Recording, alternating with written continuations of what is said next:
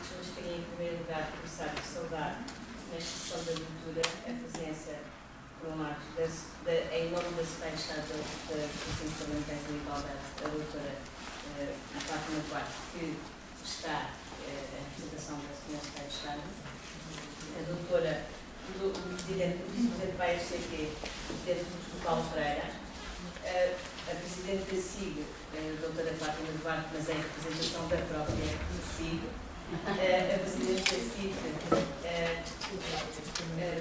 a doutora Joana Gia, o vice-reitor da Universidade de Lisboa, o professor Rogério Gaspar, a vice-presidente do ISCSP, a professora Alice Trindade, e queria saudar-vos a todos e a todos os presentes e dizer que vamos iniciar esta conferência que se designa Género, Ciência e Universidade. Eu pedi só, porque por uma questão tática, vou fazer uma consideração muito breve, não vos vou levar muito tempo, porque esta sessão, enfim, vou justificar, obviamente, qual foi a razão da escolha deste tema para esta sessão e pronto, rapidamente apresentar-vos algumas informações, que é, por um lado, porque é que escolhemos o tema mulheres, o tema género, universidade e ciência.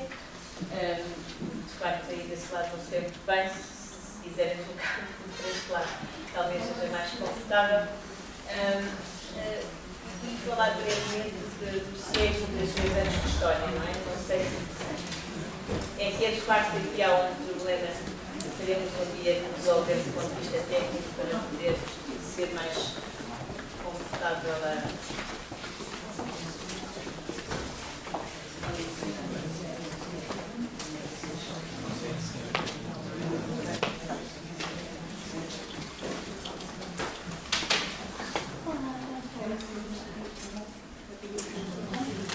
convidados têm todos outros a fazer e que estou com alguma preocupação de não levar tempo demais e vou tentar fazer aqui algum controle do meu tempo. Portanto, vamos falar também brevemente sobre o SEG, 3 breves anos de história, avaliação e reconhecimento. Queria mostrar-vos alguns dados, porque acho que estes dados... agora já está... Como lá está muita gente também. Que acho que talvez sejam dados que alguns conhecem e outros não, para vos mostrar, por exemplo, a proporção de mulheres doutoradas na OCDE. Repararão que Portugal é o país onde há mais mulheres doutoradas, muito acima da média da Europa a 27 e 25, e é 40 e tal por cento, 46, 45%. Portanto, Portugal tem, num conjunto de doutorados, 61% são doutoradas, não é? Como veem, portanto, é um número muito acima da média da OCDE. Por outro lado, se olharmos para áreas como, por exemplo, olhamos agora da distribuição das doutoradas por grande domínio científico, nós vemos uma coisa muito curiosa, que é também muito singular relativamente a Portugal no contexto dos outros países, que é que, por um lado, estão em maioria em todas as áreas e só na engenharia é que está 50-50. Portugal é o único país da OCDE em que isto acontece. Reparem, por exemplo, que é na matemática, nas ciências matemática e computação, estamos muito acima da média. A média, por exemplo, na matemática é 40% na Europa e nós temos 58% de pessoas na área da matemática. E na engenharia, Portugal, sublinha, é o único país que tem 50-50. E reparem que a média europeia é de 26%. Não é? 26%. Estamos muito acima da média. Portanto, estes dados singulariza Portugal no contexto dos países da OCDE, nem sequer é só da Europa. Por outro lado, quando repartirmos a engenharia e as ciências da matemática e da computação, portanto, são 2 áreas tradicionalmente em todos os países com vivos, exceto em Portugal, áreas dominadas por homens, o que é que nós reparamos? Reparamos, por exemplo, na matemática e estatística, mesmo aí são 68% o número de mulheres, quando a média na Europa é de 32%. Não é? Portanto, estamos muito acima da matemática. Onde é que nós estamos abaixo dentro deste conjunto? Na computação, só, e dentro da engenharia, Manufacturing and Construction, onde nós estamos abaixo é em 44%, é na zona mesmo da engenharia e do engineering trades. De resto, estamos sempre acima, e reparem também que a evolução entre 2002 e 2010, se repararem também há ali um nível de evolução, crescemos sempre. E estamos sempre brutalmente acima de tudo o que é, por exemplo, na matemática, reparem, mesmo na computação, onde estamos abaixo, temos o dobro quase de mulheres do que na computação do que há ao nível da média da Europa a 27 e 25.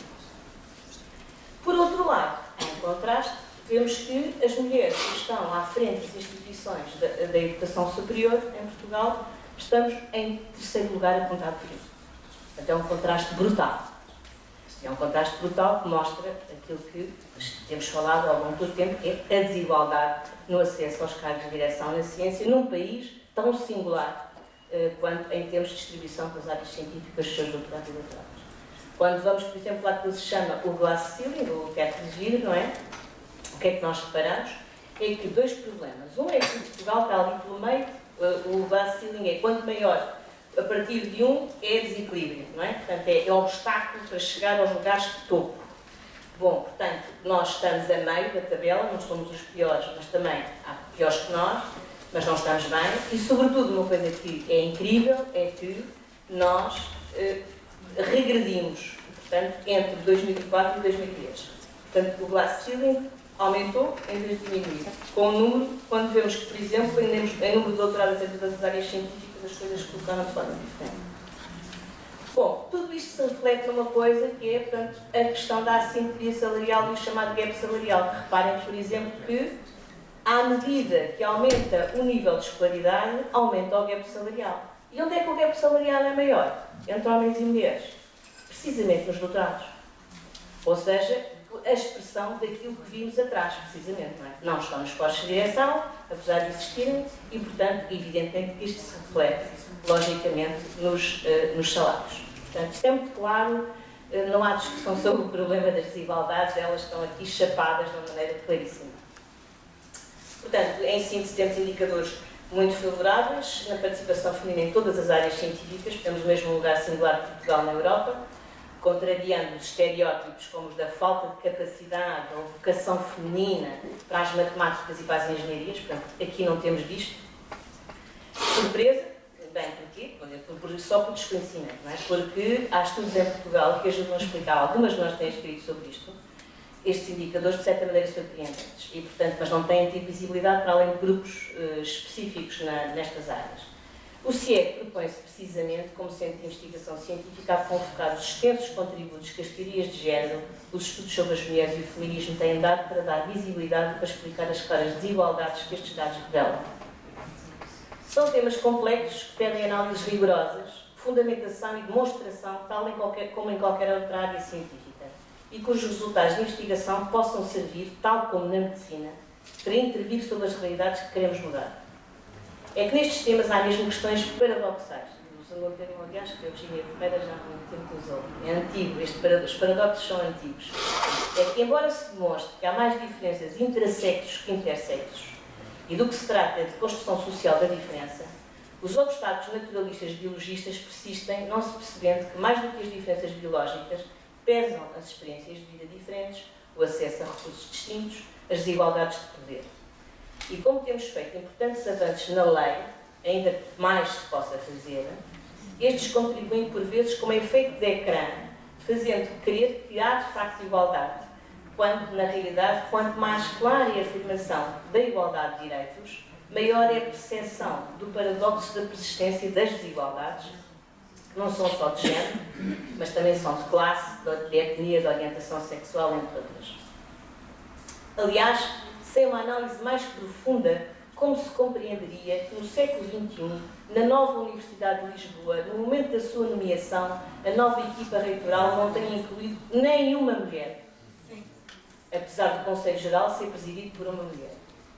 Fenómeno tanto mais estranho quanto houve nas universidades que lhe deram origem reitoras, vice-reitoras e pró-reitoras. Os estudos de género ajudam a explicar, rejeitando uma lógica conspirativa dos homens contra as mulheres, o que mostram é que as redes de interconhecimento e de confiança entre pares tendem a não ser mistas E, tal como acontece nos cargos políticos ou de poder, tais automatismos podem quebrar-se, como já temos experiência na política, com as cotas.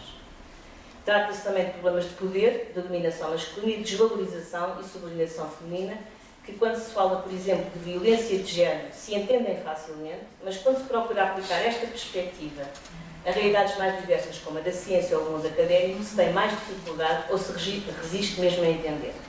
Outros fatores estarão aqui em jogo e não há no momento aqui evidentemente tempo de desenvolver. Também não está em causa ter mulheres nos lugares, apenas ter mulheres nos lugares de decisão, embora elas tenham direito a lá estar, por mérito, e não estão. A sua presença não basta. É preciso que a perspectiva de género se desenvolva nas pessoas e nas instituições. Estudos também demonstram que, ao analisar o mesmo CV, um com o nome de homem ou outro com o nome de mulher, o do homem tende a ser mais bem avaliado, independentemente do sexo que tem por ser a avaliação. É um fenómeno identificado e muito estudado nos estudos sobre as mulheres, nos feminismos e no género, o da associação imediata de maior prestígio ao sexo masculino. O bem cultural em que todas e todos estamos mergulhados, os estereótipos prevalecentes marcam-nos e levam muitas de nós, ainda que de forma inconsciente, a ser agentes de reprodução das assimetrias. É preciso romper com estas lógicas e há muita resistência também a reconhecer sequer a sua existência. E falta de conhecimento. E é aqui que chegamos ao CIEG. CIEG é uma curta história, mas é uma história de sucesso. Em 3 anos, o CIEG conseguiu constituir-se como o único centro de investigação de estudos de género no país, com reconhecimento pela FCP. Tendo em conta um número pequeno de integrados, os resultados obtidos apenas em 3 anos são muito expressivos. Projetos de investigação, total 19, concluídos 5 no internacional, em curso 14, dos quais 8 são internacionais. Teses de doutoramento, total 17, concluídas 1, em curso 16. Teses de mestrado, total de 9. Membros, total de 51, mas apenas integrados 11 a 13, porque éramos 11 e agora somos 13, e colaboradores, portanto eram 22 a 22 e 2 especialistas. Alunos de doutoramento, 16. O CIEG foi capaz de mobilizar financiamento através de investigação e de estudos de avaliação. Neste curto espaço de 2 anos, se contarmos com o período das candidaturas, conseguimos reunir com projetos estritamente CIEG mais de 500 mil euros, contando com os dos membros integrados hoje no CIEG, mas nos outros centros anteriormente, em 2012 e 2013, mobilizámos cerca de 1 milhão de euros. Temos de agradecer ao ISCS pelo apoio dado ao CIEG desde o seu início, mas o ISCS também tem reconhecido o nosso contributo, que é científico e em alvaredes, tão importantes nos difíceis momentos de constrangimentos financeiros que as instituições estão a viver. Esperamos o mesmo reconhecimento científico e o apoio por parte da nossa Universidade de Lisboa. Mas estes avanços foram em parte reconhecidos quando o processo de avaliação pela FCT foram também comprometidos pela atribuição de financiamento. Na verdade, tendo obtido uma nota de muito bom, 21, a mais frequente nos centros de ciências sociais já consagrados e com recomendação do painel de avaliação, referindo que o nosso projeto estratégico era excelente, que o orçamento pedido era modesto e que por isso nos devia ser todo atribuído, recebemos um financiamento mínimo e fomos informados de novos critérios de atribuição de financiamento a meio do processo. Acresce que o mérito científico e o financiamento estiveram dissociados, já que nas mesmas condições de mérito, ou abaixo do nosso, outros centros obtiveram verbas muito superiores. O financiamento obtido é assim manifestamente insuficiente para conseguir gerir os vários projetos para a captação de novos financiamentos, designadamente no Horizon 2020, para apoio dos investigadores e investigadoras de modo a que consigam publicar mais artigos internacionais e para que as iniciativas previstas no programa estratégico não poderão ser concretizadas. Recorremos quer do financiamento, quer da classificação e esperamos que sejam de facto revistos. Vários fatores têm facilitado a nossa atividade. A forte cooperação entre os membros do CIEG e a nossa dimensão nacional, o denso intercâmbio e desenvolvimento entre áreas científicas diversas, a internacionalização das nossas atividades de pesquisa juntando participantes de vários continentes, Europa, as Américas do Norte e do Sul e África, a variedade das atividades que vão da investigação fundamental à aplicada aos estudos de avaliação e à investigação-ação, à formação avançada, mestrados e doutoramentos e à formação de públicos específicos. Finalmente, aproveito para vos mostrar o nosso site em primeira mão, agradecendo a vossa presença.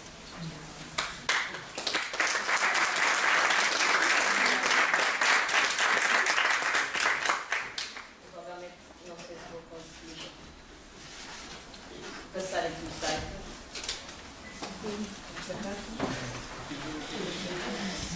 Control.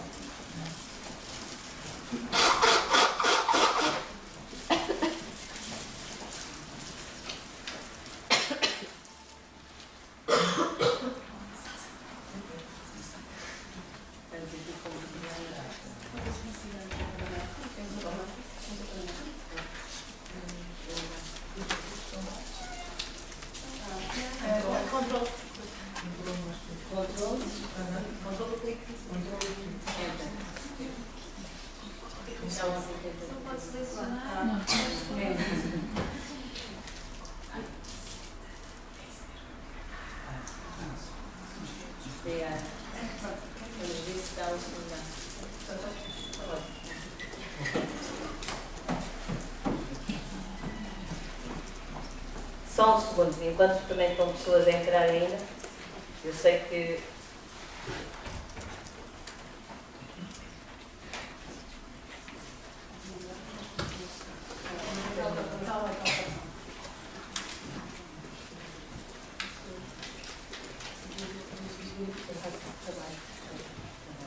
Senão vamos...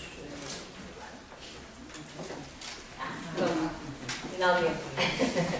Pronto, era só uma espécie, um mimo, porque de facto foi de ontem que conseguimos pôr no ar o site e estamos com algum... e achamos que também está bonito, para nós também é importante. Muito obrigada.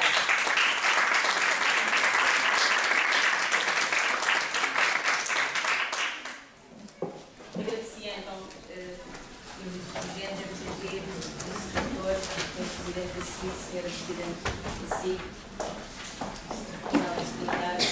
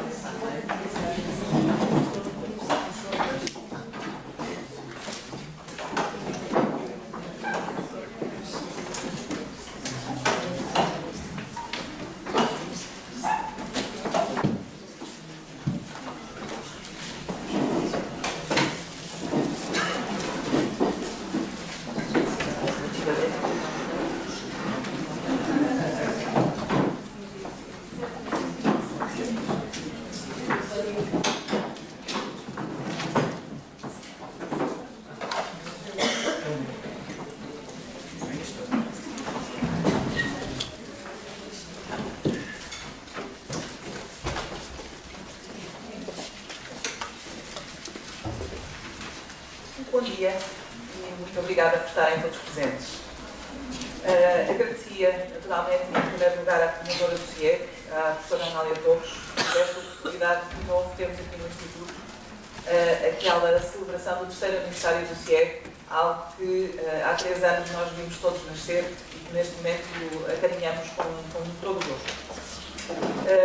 Também a todos os nossos convidados que aqui estão presentes, o Sr. Vice-Reitor da Universidade de Lisboa, o Professor Freire Gaspar, em representação da Sra. Secretária de Estado dos Assuntos Parlamentares e da Igualdade, a Dra. Fátima Duarte, o Sr. Vice-Presidente da SAD, o Professor Paulo Pereira, a Dra. Joana Rabassa Gíria, aqui presente também. Naturalmente, e não deixo de saudar algumas pessoas que estão na assistência. Rosemary, I'm sorry, until now you've understood nothing, but things are going to improve. Sorry about that. Depois, naturalmente, a nossa ex-reitora da Universidade Técnica de Lisboa, a professora Helena Pereira, pode muito haver aqui de novo. A senhora Vice-Reitora da Universidade de São Tomé e Príncipe, que temos hoje aqui também, a professora Alzira, muito obrigada por ter vindo tão longe. Todos os participantes que gostamos de aqui ver. Sejam todos muito bem-vindos ao ISCS e à terceira conferência do CIEG. Como a professora Anália Torres referiu ainda agora, o ISCS viu nascer, o CIEG acolheu desde o início. É um centro interdisciplinar de estudos de género que congrega os esforços de diversos investigadores de diversas faculdades. Isso é um ponto naturalmente extremamente importante. Neste momento, e sendo o Instituto Superior de Ciências Sociais e Políticas um observador consultivo da CPLP, ficamos muito também de ver aqui a presença de representantes de uma universidade deste espaço lusófono, que será keynote speaker da parte da tarde. Portanto, a todos desejamos um excelente trabalho. Estamos certos de que daqui a uns anos estaremos aqui a celebrar mais alguns aniversários. Espero estar convosco também e desejo uma boa jornada de trabalho a todos. Muito obrigada.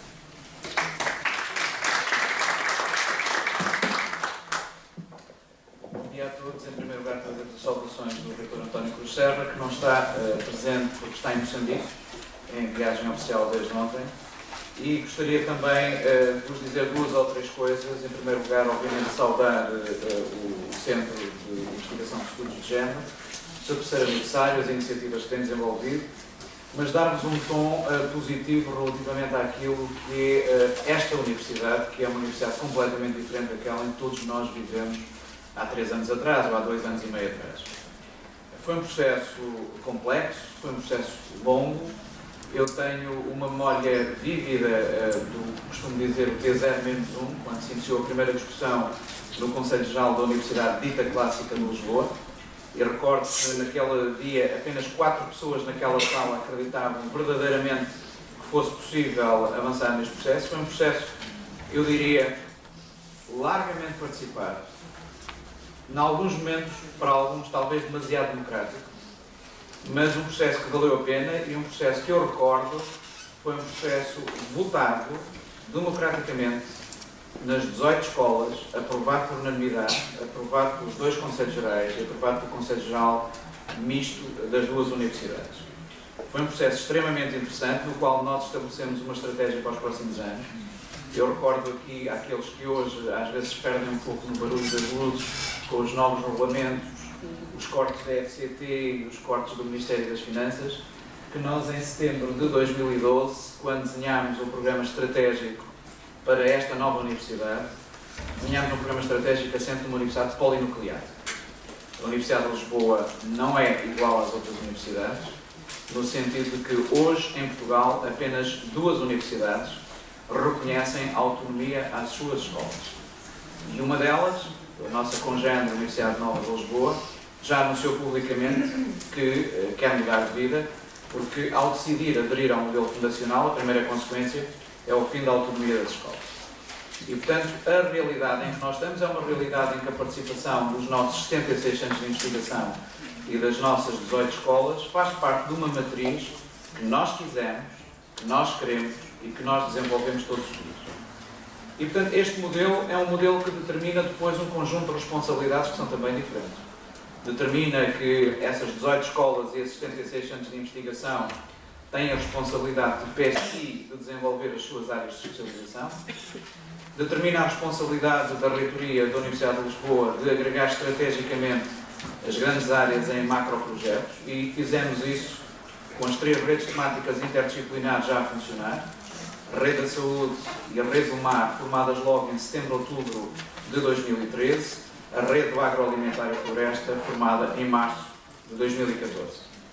Posso-vos anunciar que está praticamente concluído o processo de constituição da 4ª Rede Temática Interdisciplinar. Falta-me apenas uma pessoa do ISCTE e apenas pela ausência do seu presidente fora do país não consegui concluir o processo ontem, mas vamos avançar no próximo mês com a 4ª Rede Temática Interdisciplinar, que será liderada pelos professores Fernando Nunes da Silva, do Instituto Superior Técnico, e Vítor Scária, do ISEG, e que é a Rede da Mobilidade Sustentável. Avançaremos também durante o verão com a 5ª Rede Temática Interdisciplinar e posso-vos anunciar já a decisão do reitor, que será na área da energia. E, portanto, estas 5 grandes redes temáticas interdisciplinares consagram uma opção política científica relativamente a determinadas áreas e, acima de tudo, a modus operandi. Em todas as redes, até hoje, e nas 2 que estão previstas arrancar nos próximos meses, as humanidades e as ciências sociais estão sempre presentes. Sempre. E esta foi uma matriz que nós trouxemos para a política científica, no sentido de que o desenvolvimento de áreas core de ciência e de tecnologia, ditadura, e temos ali algumas classificações clássicas relativamente às áreas disciplinares, não inviabiliza de forma nenhuma uma participação ativa das ciências sociais e das humanidades.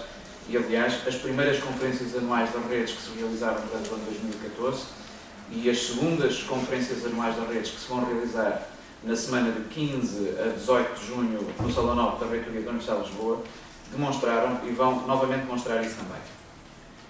Um segundo aspecto que é a resultante desse trabalho. A reitoria e as redes temáticas interdisciplinares, volto a frisar isso, não substituem a atividade dos 76 centros de investigação e a atividade das 18 escolas. Eu repito sempre das 18 escolas, porque existem não só um conjunto de centros que não vão desaparecer, apesar da avaliação ter dito mais ou menos que seria isso que ia acontecer, mas que serão continuadas, e nomeadamente, e muitos deles na área das ciências sociais e das humanidades, e já agora das ciências jurídicas também. E, portanto, essa atividade, para além das 76 unidades de investigação, será também continuada e desenvolvida. Tivemos a oportunidade de, apesar de sermos frequentemente acusados, em alguns fóruns, Dizemos permanentemente que a Universidade de Lisboa é uma super universidade. Eu às vezes sinto um bocadinho o papel de vice-reitor de uma universidade que dizem que deve andar a tomar testosterona todos os dias ou qualquer coisa do género. De facto, a Universidade de Lisboa tem uma dimensão muito grande, tem uma dimensão ímpar para aquilo que era o quadro da organização do ensino superior em Portugal, mas foi exatamente isso a resultante do processo largamente participado por todos. E gostaria de vos dizer que foi com muito agrado que, pessoalmente, com o apoio da FCT, e aqui quero dizer claramente, com o apoio da Sra. Secretária de Estado da Ciência e do anterior Presidente da FCT, professor Miguel Seabra, foi possível, em março de 2014, juntar as 6 maiores universidades deste país à volta de uma mesa com objetivos comuns em termos de política científica. E foi assim que formámos 3 consórcios na área da saúde, na área das ciências oceânicas e também na área das ciências agrárias, ou do agroalimentar e floresta, que deram origem a pelo menos 2 projetos que estão neste momento na segunda fase do Horizonte 2020, o programa Widespread Teaming, a tentar construir para Portugal 2 centros de excelência internacionais com grandes parceiros como são na área da saúde a University College London e na área do agroalimentar e floresta a Universidade de Wageningen. Foi possível também, através do trabalho realizado dentro da Universidade e com as parcerias realizadas com outros centros e com empresas, consolidar uma participação em que a Universidade de Lisboa, conjuntamente com mais 9 parceiros em Portugal, eu refiro aqui quer a Universidade de Évora, quer a Universidade de Coimbra, mas também um conjunto de empresas que, fundamentalmente à volta da Universidade de Lisboa, souberam abraçar esse projeto. Estamos hoje na maior business area da área da saúde sempre na Europa, com investimentos previstos de cerca de 2 mil milhões de euros nos próximos 7 anos, o EITL, e que dá hoje os primeiros passos, aliás, primeiros passos extremamente dolorosos do ponto de vista jurídico para quem está a participar ativamente no processo. Estamos a preparar, e gostaria de deixar claro aqui, porque essa foi uma decisão política já assumida ao nível do Conselho de Reitores das Universidades Portuguesas. Vamos utilizar a Fundação das Universidades Portuguesas, a FUP, como instrumento legal que vai agregar 11 universidades públicas e 3 laboratórios de Estado na tentativa de uma candidatura à KIC Food for Future, que abrirá, em princípio, no próximo ano, e em que estamos, neste momento, a desenvolver um intenso trabalho, eu diria, de lobbying, tem que dizer assim, de lobbying internacional, junto de grandes instituições, nomeadamente com a parceria desenvolvida com a Universidade de Wageningen no quadro do consórcio europeu FoodBest, que será candidato a essa KIC Food for Future. Tudo isto é possível porque os investigadores da Universidade realizam todos os dias um conjunto notável de ações num ambiente que eu diria extremamente desfavorável. Os indicadores estão aí para demonstrar isso. O financiamento para a ciência e tecnologia diminuiu abruptamente a partir de 2010 e gostaria de deixar claro as datas para sermos rigorosos nos números e não levarmos a discussão para outros fóruns. Essa diminuição substancial que foi acompanhada desde 2006, 2007 por uma diminuição brutal no financiamento das universidades públicas. Eu gostaria de recordar aqui que, comparativamente com o Orçamento de Estado de 2006-2007, o orçamento da totalidade das universidades portuguesas, públicas portuguesas hoje, é cerca de 50% daquilo que era em 2006-2007, o Orçamento de Estado. Nós estamos hoje numa universidade que tem um orçamento agregado de cerca de 370 milhões de euros, incluindo a totalidade das participadas nas diferentes escolas, e que desses 370 milhões de euros, apenas 45% corresponde ao Orçamento de Estado, sendo cerca de 55% receitas próprias. As universidades demonstraram uma elevada resiliência num ambiente de severos cortes orçamentais, de severo desinvestimento em áreas estratégicas e demonstraram, num ambiente de crise, ser possível fazer melhor com menos recursos. Há, como temos dito sempre, limites para esse esforço. E já o dissemos, e já o disse o PRUC também, atingimos praticamente esse limite e, a partir de agora, é muito provável que o impacto negativo desse longo período de desinvestimento aos 2 níveis se venha a ressentir nas nossas instalações, nos nossos equipamentos, na nossa retenção de investigadores e na nossa capacidade de retenção de jovens talentos e de renovação do quadro docente. Somos universidades, não apenas a Universidade de Lisboa, somos universidades envelhecidas hoje em Portugal. A generalidade das escolas em Portugal, os professores têm médias de idades largamente superiores aos 50 anos. E isso é algo que tem que nos preocupar a todos relativamente à sustentabilidade de um processo que que foi iniciado por gente que nós nos orgulhamos de recordar como parte da nossa comunidade académica. Eu gostaria de deixar aqui claro a minha referência ao José Mariano Gago, recentemente desaparecido, mas de, acima de tudo, frisar que foram 25 a 30 anos de política científica consensualmente desenvolvida neste país que permitiram que nós tivéssemos chegado até aqui. Demorou muito chegar até aqui, é muito fácil cair deste quase pedestal aonde chegamos. As boas notícias têm caído. Nós há 2 semanas tivemos a felicidade de ver reconhecido o trabalho que nos últimos 5 anos, é bom dizer que os indicadores referem-se agregados a 5 anos, e portanto o impacto negativo no futuro ver-se-á um pouco mais tarde. Nos últimos 5 anos, em termos da avaliação da produtividade científica ponderada em função da qualidade, que é o ranking CIMAGO desenvolvido pela Elsevier, a Universidade de Lisboa viu confirmada a sua posição como a primeira universidade portuguesa, a primeira universidade na Península Ibérica, a segunda universidade no espaço ibero-latino-americano e, se descontarmos instituições como o CNRS, o CSIC, Max Planck, a Academia das Ciências de Moscou, que não são propriamente universidades, se olharmos apenas para o quadro das universidades, nesse ranking a Universidade de Lisboa é, neste momento, a 22ª maior, em termos de produtividade científica, universidade do espaço europeu. É algo que nos orgulha a nós, particularmente, quando olhamos para rankings como o ranking de Xangai ou o ranking de CIMAGO, em que vemos uma pluralidade de universidades portuguesas a participarem, algumas delas pela primeira vez nesses rankings também, e isso é a nota de um desenvolvimento sustentado do trabalho coletivamente em vida a ser realizado nas diferentes universidades.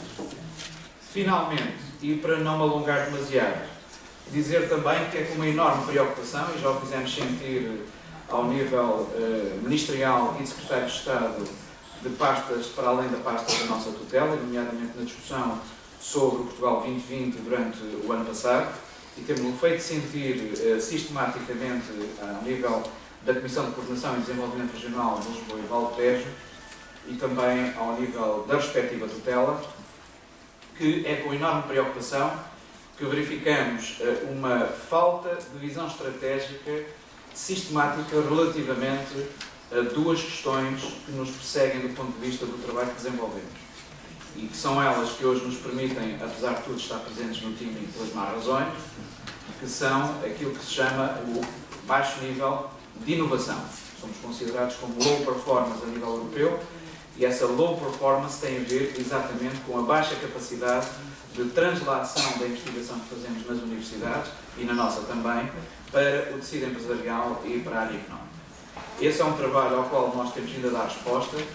Vários que estão nesta sala sabem o trabalho que temos feito. Vamos, neste momento, realizar esta semana o 3º workshop em 2 meses com empresas de diferentes setores económicos, e continuaremos a realizar isso através das nossas redes temáticas interdisciplinares, desenvolvendo parcerias empresa a empresa, setor económico a setor económico, e colocando a universidade ao serviço da sociedade, da economia e do país.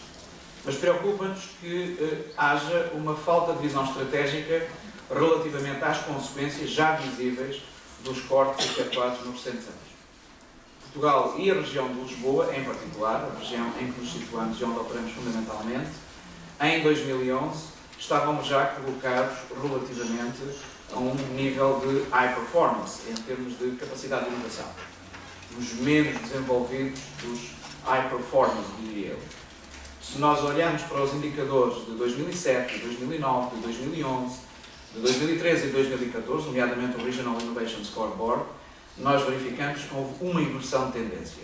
E a tendência descendente é, neste momento, muito clara, e ela deveria ter merecido, por parte dos responsáveis políticos, uma preocupação crescente, nomeadamente em decisões que não dependeram da Comissão Europeia, e como foi dito por representantes da Comissão Europeia no Conselho Consultivo da Comissão de Cooperação e Desenvolvimento Regional da região de Lisboa e Valdo Tejo, em que tive a oportunidade de participar com o professor João Ferrão, pró-reitor para a comunidade.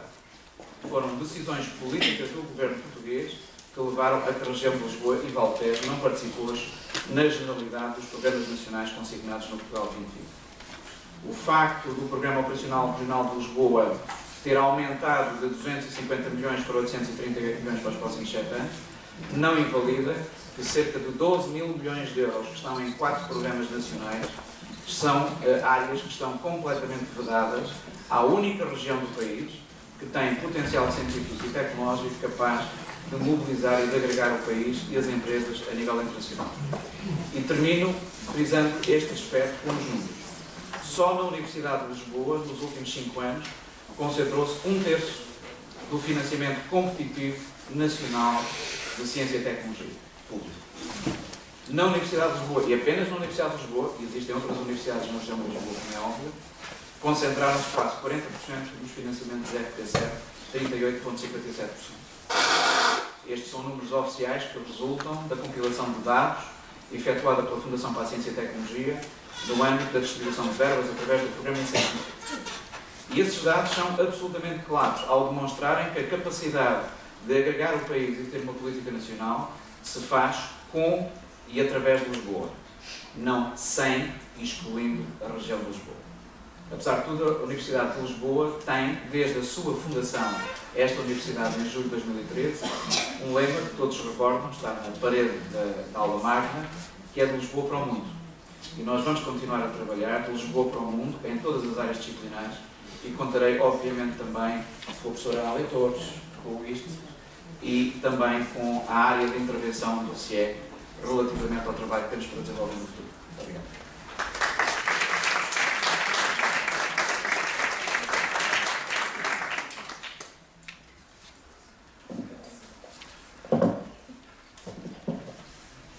Bom dia. Gostaria de cumprimentar, em primeiro lugar, a doutora Fátima Duarte, em representação do Sr. Secretário dos Assuntos Parlamentares e da Igualdade, Dr. Amarais, e também como presidente da CIP. Excelentíssimo Sr. Vice-Reitor da Universidade de Lisboa, Dr. Rogério Gaspar. Excelentíssima Sra. Vice-Presidente do Instituto Superior de Ciências Sociais e Políticas, Professor Dr. Alice Trindade. Excelentíssimo Sr. Vice-Presidente da Fundação para a Ciência e Tecnologia, Professor Dr. Paulo Pereira. Excelentíssima Sra. Coordenadora do Centro Interdisciplinar de Estudos de Género, Professor Dr. Ana Deputada do seu convite, e cumprimentar excelentíssimas e excelentíssimos senhores Presidentes da Comissão. É com maior gosto que me encontro aqui, como Presidente da Comissão para a Igualdade do Trabalho e do Emprego, e desta feita para comemorar o terceiro aniversário do CIE, que tem sido uma entidade com quem a CIE tem vindo a trabalhar desde há algum tempo, nomeadamente e ultimamente no projeto Assédio Sexual Laboral no Local de Trabalho, aprovado pelo migrante cenário do Programa de Integração da Igualdade do Género e Promoção do Equilíbrio entre Trabalho e Vida Privada, que tem duração de 22 meses, que se encontra neste momento em fase final.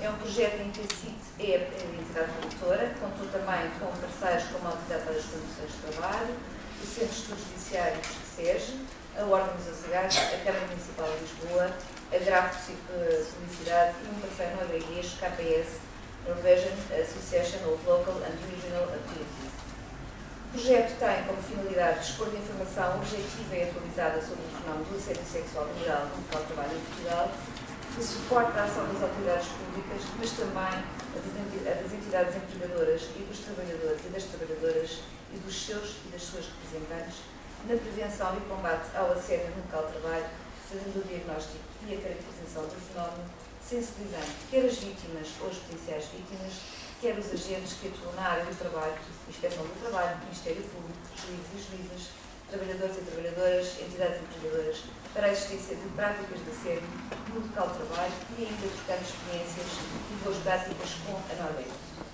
O diagnóstico e a caracterização do assédio são realizados através de um inquérito sobre o assédio sexual e moral no local de trabalho, cujos dados são apresentados num seminário que se irá realizar no início de junho, através também de uma análise comparativa da situação do assédio no trabalho em Portugal em 1994 e em 2014, a caracterização da situação de assédio no local de trabalho na Noruega, a análise comparativa da situação de assédio no local de trabalho em Portugal e na Noruega, e através da sensibilização, formação e disseminação que são efetuadas, nomeadamente por workshops sobre resultados do diagnóstico ao assédio em Portugal, ações de formação piloto e seminário final do projeto.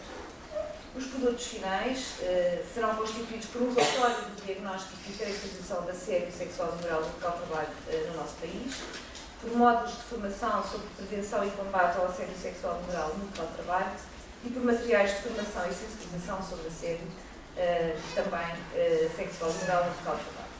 Para além desta parceria, deste projeto, o CIEC tem vindo também a trabalhar com a CIT e designadamente com a CID, nomeadamente no âmbito da seleção e da análise técnica das propostas de candidatura apresentadas às entidades promotoras do Prémio Igualdade e Equalidade, cujas promotoras foram a CIT e a CID, nas 10ª e 11ª edições, relativas respectivamente aos anos 2013 e 2014.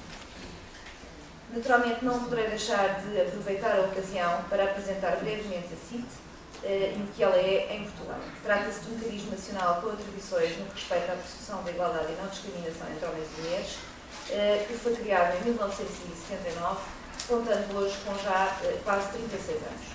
A CIT é um órgão colegial cooperativo e vigilante, composto por representantes de parceiros sociais com assento na Comissão Permanente de Concertação Social, que tem por missão prosseguir a igualdade e a não discriminação entre homens e mulheres no trabalho, no emprego e na formação profissional e colaborar na aplicação de disposições legais e convencionais nesta matéria, bem como nas relativas à proteção da parentalidade e à conciliação da atividade profissional com a vida familiar e pessoal, quer no setor privado, como no setor público e no setor corporativo.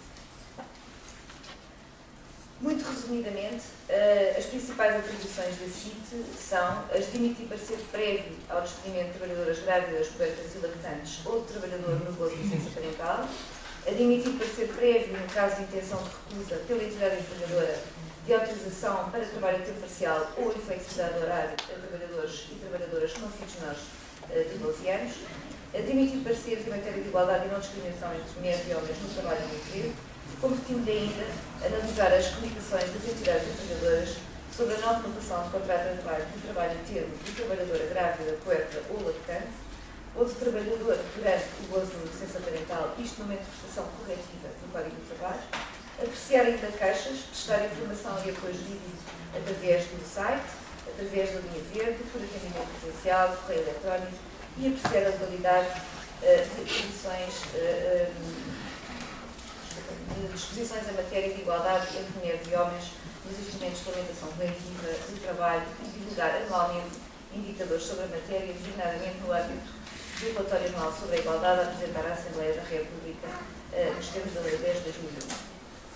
A propósito de indicadores, e segundo os últimos dados disponibilizados pelo INE relativos a 2013, verifica-se que as mulheres estão em maior número na educação, uma percentagem de 77 contra 22% em relação aos homens, com um diferencial de 55,8% e, de acordo com os dados do INE de 2014, também em maior número entre os especialistas e as especialistas das atividades intelectuais e científicas, isto em 59,6%, que se compreende pela sua presença em maior número no ensino superior. Tinha, de facto, o estudo da OCDE e, portanto, escuso-me neste momento de repetir um pouco aquilo que foi dito pela professora Amélia Torres e seguramente tem muito mais propriedade. Abordo que, de facto, a última parte que falou, que a disparidade entre sexos na obtenção de financiamento para a investigação persiste. De entre os 22 países, dados de 2010, 17 relataram taxas de sucesso mais elevadas para os homens, é um dado de facto curioso, que no que diz respeito à desigualdade salarial entre homens e mulheres, é tanto maior quanto mais elevado o nível de qualificação, lá está o tempo, com efeito, segundo os últimos dados disponíveis de 2013 do GEE, do Gabinete de Estratégias do Ministério da Economia, a desigualdade salarial por nível de qualificação nos quadros superiores era de 26,4% em termos de remuneração base e de 27,9% em termos de ganho. Segundo o meu relatório sobre diferenciações salariais por ramos de atividade, isto correspondendo a dados de 2011, disponibilizados também pelo Ministério da Economia, a desigualdade salarial nas atividades de investigação científica e desenvolvimento é de 17,8% e na educação de 17,9%. Todos os anos a CID promove uma campanha de sensibilização para a igualdade salarial entre homens e mulheres. É uma escolha não arbitrária e não obrigatória, que recai sobre o dia 6 de março, que marca o número de dias extra que as mulheres teriam de trabalhar para, num ano, atingir o mesmo salário que os homens ganhavam no ano anterior. Para terminar, gostaria de salientar uma exposição de mulheres na ciência que se encontra patente no Pavilhão do Conhecimento desde o dia 8 de março deste ano, e que é uma homenagem às mulheres cientistas portuguesas. São 20 retratos expostos, que são da autoria de Luísa Ferreira e que fotografou Mara Freire, engenheira química, Joana Vaz Pais, economista, Maria Fernanda Rolhos, historiadora, Mónica Petro Dias, bióloga, Teresa Summersfield, neurocientista, Elvira Fortunato, engenheira microelétrica, micro e eletrónica, de ciências a toda da área, Raquel Saluca, oncologista, Maria Sousa, imunologista emérita, Ana Simões, historiadora das ciências, Perpétua Pinto bióloga, Irene Pimentel, historiadora, Catarina Rezende Oliveira, neurocientista, Maria Arménia Carbondo, Carlota Simões, como matemática, Maria do Carmo Fonseca, bióloga molecular, Isabel Trancoso, engenheira eletrotécnica, Teresa Paiva, médica, Helena Freitas, ecóloga, Maria Mota, bióloga e Teresa Lar, astrónoma. É uma competição que aconselho vivamente a quem quer, de facto, dar-nos conta dela. Não me alongo mais nesta exposição, esperando que continuemos todos e todas a enviar esforços no caminho para uma efetiva igualdade entre homens e mulheres. Agradeço uma vez mais a oportunidade, dada a SIC de estar aqui presente, neste momento de comemoração para o CIEC e naturalmente para todas e todos nós, e fico grata a todos e a todas que prestaram atenção, desejando naturalmente um excelente trabalho. Muito obrigada.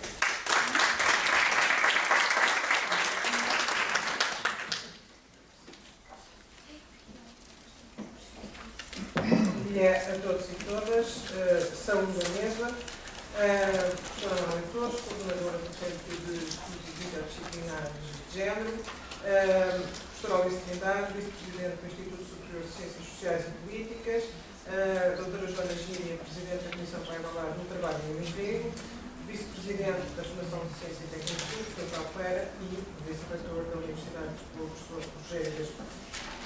É mais uma ocasião que os meses de maio vêm tornando habitual e em que a Comissão para a Cidadania e a Igualdade de Género tem sempre marcado presença, comemora o Centro Interdisciplinar de Estudos de Género o seu 3º aniversário. Assinalado pela obtenção da classificação muito bom, atribuído pela Fundação para a Ciência e Tecnologia, sendo depois duplamente merecedor de congratulações que apresento à sua coordenadora, a professora Amália Torres, a quem igualmente agradeço o convite que, na qualidade de presidente da SIG, me foi dirigido para participar na sessão de abertura da Conferência de Género, Ciência e Universidade, o que faço com grande satisfação.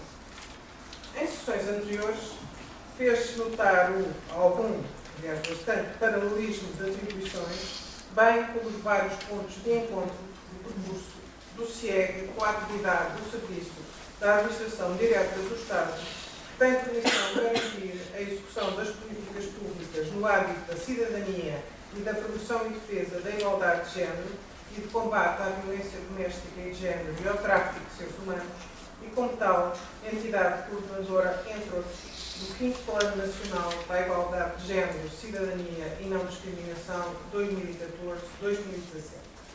O mote desta conferência, Género, Ciência e Universidade, encontra, ou talvez e mais apropriadamente recolhe, na sub-área 2.1, Educação, Ciência e Cultura, da área estratégica 2, Promoção da Igualdade entre Mulheres e Homens nas Políticas Públicas, do 5º Plano Nacional para a Igualdade, o qual tem, entre outros, como objetivos estratégicos, promover e difundir a investigação científica realizada nesta área e reduzir as assimetrias de género em todas as áreas setoriais através do aumento da eficácia e da eficiência das políticas públicas. A temática Mulheres e Ciência em sentido amplo foi, aliás, motivo de uma intervenção no 4º Simpósio Internacional Mulheres na Ciência como Geradoras de Soluções, promovido pela AMONET, a Associação Portuguesa de Mulheres Cientistas, em dezembro de 2014, e cujas linhas gerais serão aqui retomadas, pretendendo-se deixar alguns motivos para a reflexão, alguns dos quais, aliás, foram levantados nesse simpósio. Começou-se por traçar o cenário, fazendo apelo a um dos muitos domínios de atuação da SIC, da caracterização da situação de homens e mulheres em todos os domínios da vida e que vem ao lume anualmente na publicação Igualdade de Género em Portugal, anteriormente Portugal, Situação das Mulheres, que se encontra disponível até ao ano 2013, não se encontra ainda parado de 2014. Dos elementos desse cenário, ou do cenário que foi então traçado, destacou-se a elevada taxa de feminização da população com nível de escolaridade superior. Em cada 100 pessoas com ensino superior, em 2013, 60 são mulheres e 40 homens. No ano letivo 2012-2013, a participação feminina nas matrículas do ensino superior representou 53,1%, sendo a educação e a saúde e a proteção social as áreas de educação e formação com maior presença de mulheres, 80,4% e 76,8% respectivamente. No que toca às conclusões, as raparigas são maioritárias em todas as áreas de educação e formação, com exceção da engenharia, das indústrias transformadoras e da construção, onde representa, portanto, números para aquela data, 26,3% dos inscritos e das inscritas e 30,7% dos e das diplomados e diplomadas. É de salientar a elevadíssima feminização da área da educação, cerca de 80,4% das inscritas e 81,3% das diplomadas, e da saúde e da proteção social, 76,8% dos inscritos e das inscritas e 79,1% dos e das diplomadas. As mulheres são maioritárias nas conclusões em todos os níveis de formação do ensino superior, bacharelato, licenciatura, mestrado, especializações e doutoramento. A nível dos doutoramentos tem havido, aliás, uma evolução sensível da participação das mulheres, que representaram em 2012 54,1% do total de doutoramentos realizados ou reconhecidos por universidades portuguesas e, quando em 2008 representavam 50,9%. As tecnologias de informação e de comunicação continuam a apresentar um panorama preocupante, verificando-se não só uma fraca participação feminina nas inscrições, como também nos e nas diplomados e diplomatas. No ano letivo 2012-2013, dos 8.172 inscritos ou inscritas, pela primeira vez em tecnologias de informação e conhecimento, apenas 19,6% eram mulheres. Se considerar o número total de conclusões em tecnologias de informação e conhecimento no ano letivo 2011-2012, verificou-se que das 5.513 pessoas diplomadas, apenas 18,2% eram mulheres. Fruto dessa mesma preocupação, a medida 20 do 5º Plano Nacional para a Igualdade prevê a elaboração de um estudo sobre a participação das mulheres nos cursos na área das tecnologias de informação e comunicação. Ainda assim, e se alongarmos o olhar para a União Europeia, Portugal é um dos países em que as mulheres optam em maior proporção pelas áreas das matemáticas, ciências e engenharias, a 7,1%. As maiores percentagens de mulheres encontravam-se na altura na Roménia e na Alemanha. Ao nível da docência, apenas no ensino superior, onde os docentes homens ainda são maioritários, se verifica uma taxa de feminização inferior a 50%. 44%, atingindo, todavia, 98,6% na educação pré-escolar e 86,4% na educação especial. Avançando para a boca de cena, e de acordo com o Inquérito ao Potencial Científico e Tecnológico Nacional de 2012, os dados mostram que a relação entre mulheres investigadoras e homens investigadores apresenta alguma variação consoante os setores. 59,8% de mulheres e 40,2% de homens no Estado, 50,6% de mulheres e 49,4% de homens no ensino superior, 45% de mulheres e 55% de homens nas instituições privadas sem fins lucrativos e apenas 29,8% de mulheres e 70,2% de homens nas empresas. Na distribuição por área disciplinar, as taxas de feminização dos investigadores a tempo integral são inferiores a 50%, apenas nas ciências exatas e nas ciências de engenharia e tecnologia. Nas ciências exatas temos 35,1% e nas ciências de engenharia e tecnologia 28,4%. O interesse pelo conhecimento dos contornos da realidade de facto, onde por vezes existem mitos, custam a desmontar, Não é, como já se disse, recente, pois ao longo do tempo a CIG tem vindo a documentar e a divulgar conhecimento científico sobre as mulheres e sobre as relações sociais entre homens e mulheres, produzido em todas as áreas do saber, nas ciências experimentais, nas ciências da natureza, nas ciências sociais e humanas, nas línguas, na literatura, na matemática, na filosofia, bem como a divulgar e compreender a evolução do lugar das mulheres na produção desse conhecimento e da sua transmissão, incluindo as funções desempenhadas no quadro do ensino superior e da investigação científica, na constituição das equipas de investigação e dos corpos docentes do ensino superior, nas chefias de departamentos dessas instituições e de centros de investigação, na coordenação de equipas científicas e na presidência de instituições de ensino superior e de centros de investigação, com a equipe de produção científica e de atuação sobre essa mesma realidade. Nesse sentido, os primeiros levantamentos estatísticos sobre a situação de mulheres e de homens em Portugal, em todas as esferas sociais, incluindo a ciência e o ensino superior, foram feitos pela CIG nos anos 70 e 80 do século passado. Houve igualmente à Comissão a edição de muitos dos primeiros estudos sobre as mulheres em Portugal, mediante uma aliança que desde muito cedo a SIG estabelece com o meio académico, que interpela, que desafia e com quem realiza alguns dos primeiros e alguns dos mais emblemáticos encontros científicos realizados em Portugal, como é o caso de O Rosto Feminino da Expansão Portuguesa. Nessa linha de atuação, a SIG contou igualmente com o apoio de outros organismos públicos e de estruturas internacionais. De facto, nessas décadas de 70 e 80 do século passado, era uma exceção.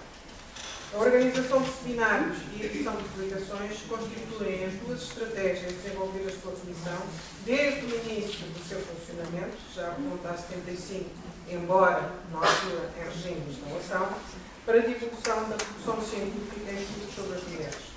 E hoje a atividade editorial continua a ser uma estratégia privilegiada para a divulgação do conhecimento sobre as mulheres na sociedade portuguesa. Dessas iniciativas, o seminário A Mulher e o Ensino Superior, a Investigação Científica e as Novas Tecnologias em Portugal, realizado pela CIG entre 10 a 12 de setembro de 86, com o apoio da Junta Nacional de Investigação Científica e Tecnológica e da Comissão Nacional da Unesco, que vieram a juntar posteriormente a Comissão das Atividades Europeias, a Fundação Carlos Prudente, o Centro de Estudos de Formação Técnica do INEP e o Banco de Fomento Nacional, encontram reflexo direto num dos painéis desta conferência. Com o seminário A Mulher e o Ensino Superior, a Investigação Científica e as Novas Tecnologias em Portugal, pretendia a Comissão, entre outros objetivos, promover a participação empenhada das mulheres no ensino superior, na investigação científica e nas novas tecnologias, tornar visível a presença das mulheres na comunidade científica, incrementar o interesse das mulheres pela ciência e pela tecnologia, sua participação ativa nestas áreas e na definição de políticas neste campo. Estes objetivos são inequivocamente justificados por Regina Tavares da Silva, Presidente da Comissão durante vários anos, na sua intervenção, quando refere que em 1984 e 85 a percentagem de entrada de mulheres no ensino superior foi de 57,4%, contra 46,6% dos homens. Acrescentando, todavia, que o otimismo destes dados desvanece-se um pouco se passarmos da população discente para a população adolescente, pois as mulheres não atingiam nas 3 principais cidades universitárias do país 1/3 do corpo docente, sendo o ritmo de crescimento na carreira docente muito inferior ao crescimento de diplomados. Recordando ainda que a representação feminina vai crescendo à medida que se sobe na hierarquia universitária. Panorama que, apesar de tudo, com números talvez diferentes, então se mantém como se desenvolveu. Organizado em torno de 3 temas: a mulher no ensino superior, a mulher na investigação científica e a mulher nas novas tecnologias, o seminário contou com a participação de 35 investigadoras, provenientes no seu conjunto de 14 instituições de ensino superior, que se destacou a Faculdade de Ciências da Universidade de Lisboa, num total de 30 comunicações que abarcaram áreas tão diversas como a genética, a medicina, o desporto, a expressão artística, as carreiras académicas, o acesso à tomada de decisão, o trabalho e o emprego, a sexualidade, as tecnologias ou a economia. Em novembro de 2003, veio a ser promovido, em colaboração com a Comissão Nacional da União, um colóquio sobre as mulheres na ciência ao serviço da paz e do desenvolvimento. Encontramos os estudos sobre as mulheres já plenamente integrados na produção científica, no quadro, quer dos planos curriculares, quer dos centros de investigação. A SIC tem continuado a dar uma especial atenção ao ensino e à divulgação da produção científica sobre as mulheres e sobre as relações entre mulheres e homens junto dos e das profissionais de educação do ensino não superior. A edição de publicações para este grupo profissional tem continuado a nortear a atuação da Comissão nos últimos 15 anos. Em 1999 é publicada uma segunda declaração destinada a docentes e à formação inicial de docentes, pagamos por educação. Em 2004 é criada a terceira declaração destinada a este grupo profissional, FIO e AIANA, visando divulgar a investigação em estudos sobre as mulheres e, simultaneamente, facilitar a sua utilização por docentes de todas as áreas científicas. E em 2010, a SIG inicia a produção dos guiões de educação, género e cidadania, que neste momento do terceiro ciclo se vai estender ao ensino secundário, através da elaboração do guião de educação, género e cidadania para o ensino secundário, dando, aliás, cumprimento à medida pedida 14 de 5 sobre produção de materiais pedagógicos em todos os suportes, promotores da igualdade de género e da cidadania, cobrindo todos os graus de ensino não superior. Se a divulgação do conhecimento científico junto de profissionais do ensino não superior é o denominador comum de todas estas publicações, o seu perfil distingue-as pelo seu conteúdo, a sua estrutura, o seu formato e os seus tipos de abordagem. Da autoria de um leque alargado e diversificado de cientistas que têm colaborado com a SIG neste processo, no caso dos guiões de educação, género e cidadania, estes têm sido, com a colaboração das respectivas equipas autoras, objeto de formação contínua de docentes de todas as disciplinas. Ao mesmo tempo, têm sido utilizados na formação inicial científica e pedagógica de todas as áreas do conhecimento em diversas instituições do ensino superior. Através do guião de educação, género e cidadania para o terceiro ciclo e para o secundário, pretende-se simultaneamente levar a docentes a investigação científica em áreas como a saúde, as tecnologias de informação e comunicação, a liderança, o desporto e a atividade física ou as ocupações de carreiras profissionais de mulheres e de homens e apresentar propostas pedagógicas centradas no desenvolvimento de competências individuais que permitam a raparigas e rapazes uma partilha mais equitativa de todos os recursos disponíveis na sociedade a que pertencem, incluindo o tempo e o poder em todos os níveis. Alicerçados nos estudos sobre as mulheres e de género, os guiões apresentam uma abordagem teórica da relação entre as questões de género e da igualdade entre homens e mulheres, por um lado, e as questões da cidadania e educação, por outro. Assim se explica a sua utilização na formação inicial, científica e pedagógica em diversas instituições do ensino superior, como já foi dito. A institucionalização dos estudos sobre as mulheres e de género no seio da academia continua a constituir um desafio em Portugal. Nesse sentido, o 5º Plano Nacional para a Igualdade prevê incentivar a introdução da temática da igualdade de género na formação pedagógica inicial de profissionais de educação, medida cuja execução se avaliará no número e percentagem dos cursos que satisfazem este objetivo, e visando o mesmo objetivo, a medida 19 do mesmo plano prevê introduzir a categoria de estudos de género nas linhas de financiamento da Fundação de Ciência e Tecnologia de apoio à investigação em Portugal. Nos seus vários painéis, a Conferência Género, Ciência e Universidade, cujas conclusões se aguardam com muito interesse, pois, em muitos casos, mais existe cruzamento com as áreas de investigação ou de preocupação da educação para a cidadania e igualdade de género. Esta conferência, dizia, será um fórum privilegiado de reflexão e propiciador de futuras investigações e marco condigno do percurso do CIEG, que se felicita pela sua realização, deixando-se, mais uma vez, votos de que tempo e sucesso continuem a assistir-lhe enquanto estrutura produtora e promotora do saber.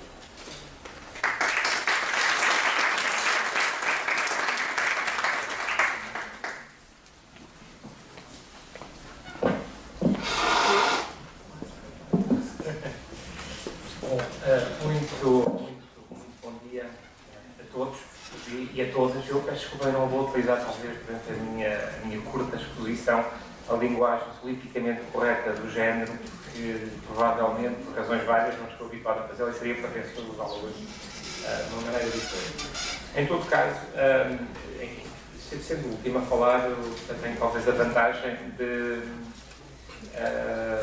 se me permitirem dispensar de me referir individualmente a cada um dos membros da mesa, que já foram apresentados.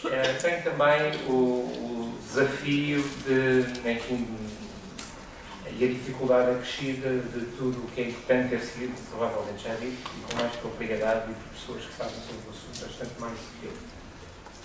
Eu não posso, no entanto, deixar de agradecer este convite, que aceitei com muito gosto e confesso com alguma curiosidade, porque acompanhei, tenho acompanhado o crescimento deste centro, o seu processo também de avaliação, visto da FCT, e confesso que tinha alguma curiosidade e mantenho alguma curiosidade para compreender a atividade do centro.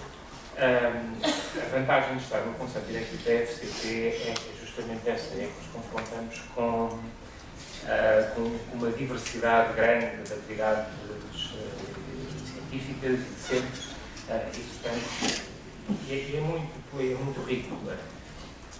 Eu julgo e estou absolutamente convencido que a atividade deste centro é importante. E atrevo-me a sugerir que, com a humildade de quem não sabe o suficiente sobre o assunto, que este centro é importante não apenas porque existem desigualdades de género entre homens e mulheres, mas por outras razões também, muitas questões de género vão para além das desigualdades entre homens e mulheres, e não apenas porque elas existem em Portugal, porque julgo que é também a ambição deste centro a internacionalização e a análise daquilo que é o contexto internacional e que terá certamente contributos importantes para dar o desenvolvimento de todos os países e outras sociedades onde o nível de desenvolvimento, ainda assim, apesar de Portugal ficar também aquém das expectativas, há outros que têm situações bem mais difíceis e precisam, digo eu, ou podem beneficiar da ajuda de centros que são financiados em países de Portugal e podem contribuir justamente para ajudar a resolução mais rápida dessas dificuldades. É, como foi já dito, um centro jovem e, portanto, com muitos jovens, terá certamente um longo e auspicioso futuro à sua frente.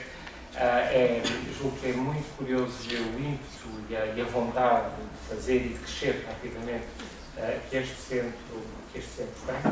E, portanto, eu desejo as maiores felicidades para o futuro do centro. A senhora professora Anália Torres disse na sua apresentação que, de facto, o centro se submeteu à avaliação da FCT e isso em si mesmo é já um sinal de grande maturidade e de quem quer ser, de facto, avaliado e de quem quer seguir no caminho da avaliação competitiva pelos seus pares. E foi isso que aconteceu. Mostrou também alguma insatisfação com os resultados dessa avaliação e alguma ansiedade em relação aos resultados das reclamações que, entretanto, foram feitas. E eu posso, pelo menos, acabar ou ajudar a limitar um bocadinho essa ansiedade, dizendo que divulgaremos hoje os resultados dessas reclamações. Espero que a circunstância dessa informação ser divulgada no dia em que o centro celebra o seu 3º aniversário seja auspiciosa e fique como marco na memória de todos os que hoje aqui estão. Breve, felicidades. Bom, em relação ao aspecto global, como eu disse, de financiamento, eu acho que o professor Rogério Gaspar disse há pouco que o financiamento da Universidade de Lisboa são 360 milhões de euros. O financiamento deve ser são 500 milhões de euros. Obviamente que fazemos coisas diferentes com o dinheiro, temos missões e objetivos diferentes, e julgo que em ambos os casos achamos que os orçamentos que nos são atribuídos são insuficientes. Nós temos a dificuldade acrescida em relação à Universidade de Lisboa e outras universidades com desempenhos de facto bastante robustos e que têm vindo a encontrar soluções muito engenhosas para a captação de outros financiamentos. Nós não temos outras fontes de financiamento para já que não sejam, em larga medida, ou quase exclusivamente, não é exclusivamente, mas que não sejam quase exclusivamente o Orçamento de Estado e os fundos estruturais que temos utilizado da Comissão Europeia. É verdade, e diz frequentemente que a utilização dos fundos estruturais para financiamento da ciência, enfim, não é o dinheiro que nós gostaríamos de utilizar, se quiser, não é um dinheiro de grande qualidade para ser utilizado na ciência, e não é porque há um conjunto de condicionalidades que estão associadas à utilização desses fundos, que não foram justamente desenhados para isso, e que nos dificultam a todos um bocadinho a vida para o ponto de vista de gestão, quer depois, reflexamente, às instituições que beneficiam desses financiamentos.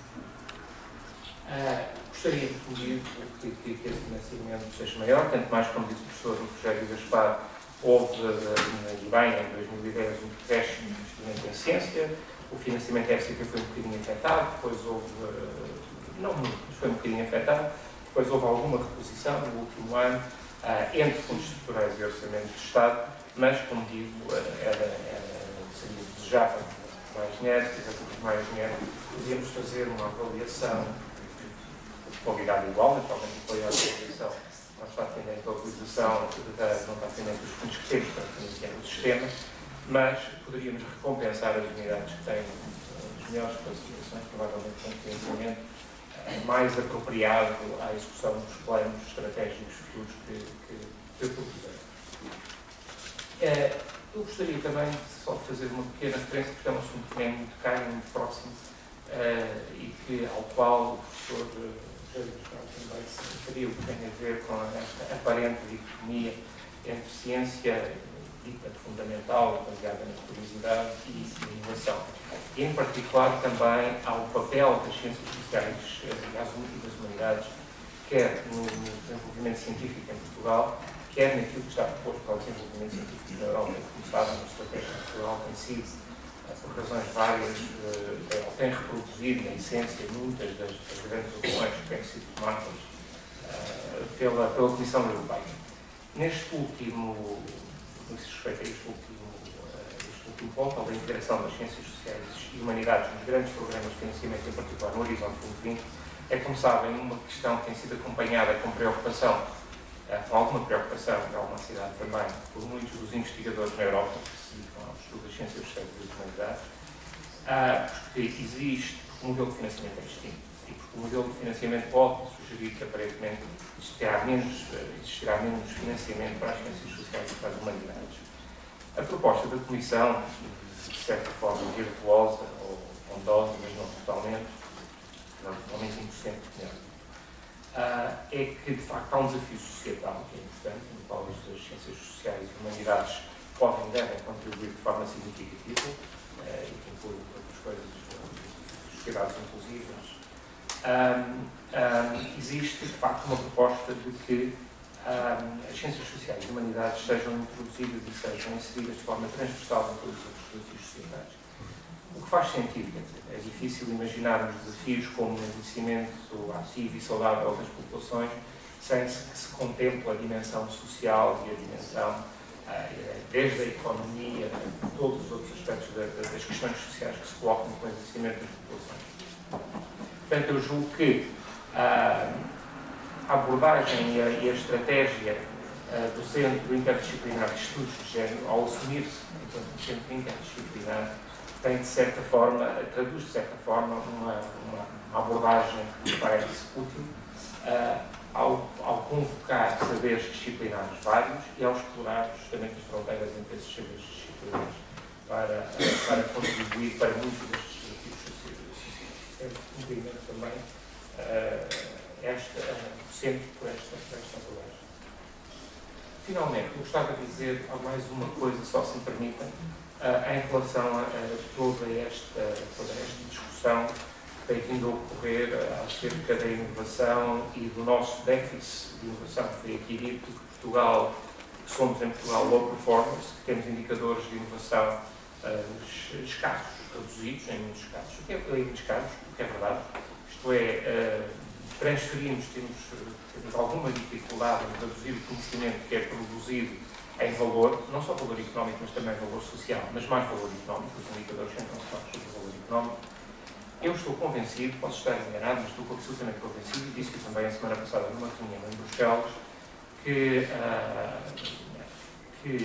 a abordagem que está a ser seguida na Europa, e em particular pela Comissão, para vencer este hiato, esta lacuna entre a produção do conhecimento e a sua utilização e a sua apropriação do tecido produtivo, não é, na minha opinião, a mais adequada. Eu acho que a estratégia que a Comissão propõe é que todos os países passem do modelo de produção de conhecimento, de investigação de ciência baseada na curiosidade, para um modelo mais dirigido para a inovação. Eu julgo que, de facto, temos que aceitar e reconhecer que existe um problema na Europa. A Europa, comparada com os grandes competidores, China, Japão, Estados Unidos, de facto, inova pouco. Produz muito conhecimento, mas depois tem alguma dificuldade em traduzir esse conhecimento em riqueza. Mas eu estou convencido que, para que a Europa como um todo consiga ultrapassar esta limitação, a fórmula não passa necessariamente todos e cada um dos Estados-membros seguir a mesma estratégia. Eu acho que temos que olhar para a diversidade dos países que temos na Europa, temos que olhar para países como Portugal, que ao longo dos últimos 25 anos fizeram uma aposta e tiveram um crescimento muito significativo na produção, a criar um sistema robusto de produção de novo conhecimento, que foi uma abordagem, como se diz agora também, muito bottom-up, portanto, da iniciativa da comunidade, baseada na procura. Criou-se um sistema bastante robusto, como digo, de produção de novo conhecimento. Os indicadores toda a gente os conhece, os indicadores são mais públicos e mostram um crescimento extraordinário nos últimos anos. Eu julgo que seria muito arriscado, nesta fase de desenvolvimento do nosso sistema, alterar de forma muito substancial este paradigma, transferindo o financiamento ou os principais fundos, ou os principais incentivos para modelos excessivamente baseados na transferência, ou que permeiam excessivamente a transferência do conhecimento ao tecido produtivo, porque temo que não consigamos, no final, nem cumprir e desistir simultaneamente do outro.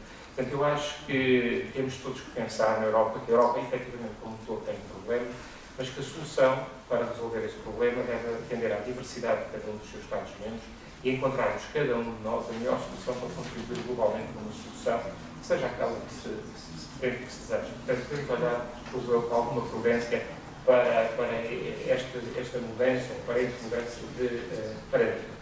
E, enfim, não me queria alongar muito mais, cumprimento mais uma vez todos os presentes, agradeço o convite para estar aqui e desejo os maiores sucessos hoje e no resto. Eu não posso ficar durante toda a sessão, tenho pena, mas ficarei certamente. I will certainly stay to hear Rosemary Dean on her keynote lecture e desejo-vos a todos um dia muito produtivo e mais possível.